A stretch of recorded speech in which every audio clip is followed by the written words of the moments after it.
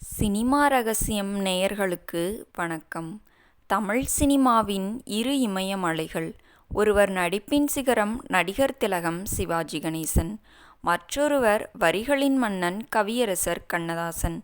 இவர்கள் இருவரும் இணைந்தால் அங்கே உணர்ச்சிகளுக்கு பஞ்சமே இருக்காது. சிவாஜியின் நடிப்புக்கு உயிர் கொடுத்தது கண்ணதாசனின் வரிகள் என்றால் அது மிகையல்ல. ஆனால் ஒரு குறிப்பிட்ட பாடலை எழுதும்போது அது அப்படியே சிவாஜியின் நிஜ வாழ்க்கையை பிரதிபலிப்பதாக அமைந்ததாம். கவிஞரே, இது என் கதை இல்லையே என்று கேட்டாராம். அந்த பாடல் எது? அங்கே என்ன நடந்தது? அந்த சுவாரஸ்யமான பின்னணி கதையைத்தான் இன்று நாம் பார்க்கப் போகிறோம். வீடியோவை முழுமையாக பாருங்கள். மறக்காமல் நமது சினிமா ரகசியம் சேனலுக்கு சப்ஸ்கிரைப் செய்யுங்கள். சிவாஜி கணேசன் எப்போதுமே கண்ணதாசனின் வரிகளுக்கு ஒரு தனி ரசிகர். கண்ணதாசன் எழுதும் தத்துவ பாடல்கள் சிவாஜியின் முகபாவனைகளுக்கு அப்படியே கச்சிதமாக பொருந்தும். ஒருமுறை ஒரு படத்திற்காக பாடல் கம்போசிங் நடந்து கொண்டிருந்தது. கண்ணதாசன் வரிகளைச் சொல்லச் சொல்ல இசையமைப்பாளர் மெட்டமைக்க அருகில் அமர்ந்து அதை கேட்டுக்கொண்டிருந்த சிவாஜி கணேசன் கண்கள் கலங்கிவிட்டாராம். அந்த பாடலில் வரும் வரிகள் ஒவ்வொன்றும் ஒரு மனிதனின் வாழ்க்கை போராட்டத்தையும் அதில் கிடைக்கும் ஏமாற்றங்களையும் அவ்வளவு அழகாக சொல்லியிருந்தன.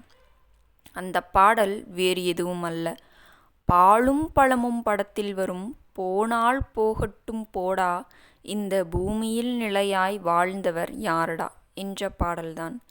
இந்த பாடலின் வரிகளை கண்ணதாசன் எழுதும்போது அவர் ஒரு பெரிய தத்துவத்தையே அங்கே கொட்டியிருப்பார். சிவாஜி கணேசன் அவர்கள் அந்த வரிகளை படித்து பார்த்தபோது தனது வாழ்க்கையில் சந்தித்த ஏற்ற இறக்கங்கள், மனிதர்களின் முகமூடிகள் என அனைத்தையும் அந்த பாடலில் இருப்பதை உணர்ந்தார். கவிஞரே, என்னை மனதில் வைத்துத்தான் இதை எழுதினாயா என்று கேட்டாராம்.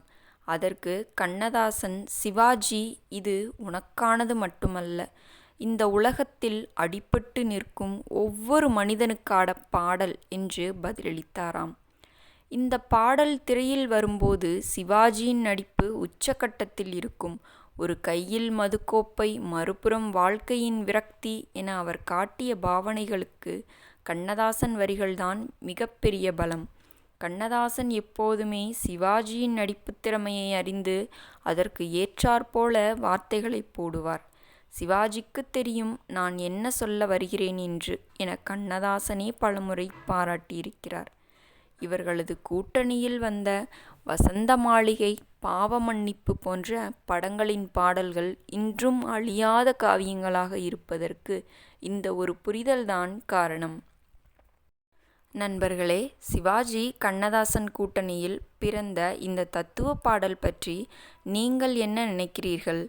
இவர்களது கூட்டணியில் உங்களுக்கு மிகவும் பிடித்த பாடல் எது? கமெண்ட் செய்யுங்கள். இது போன்ற அரிய சினிமா தகவல்களை பெற நமது சேனலை சப்ஸ்கிரைப் செய்யுங்கள். உங்களது ஆதரவு தான் எங்களுக்கு பெரிய பலம். அடுத்த வீடியோவில் புதிய தகவல்களுடன் சந்திக்கிறேன். நன்றி, வணக்கம்.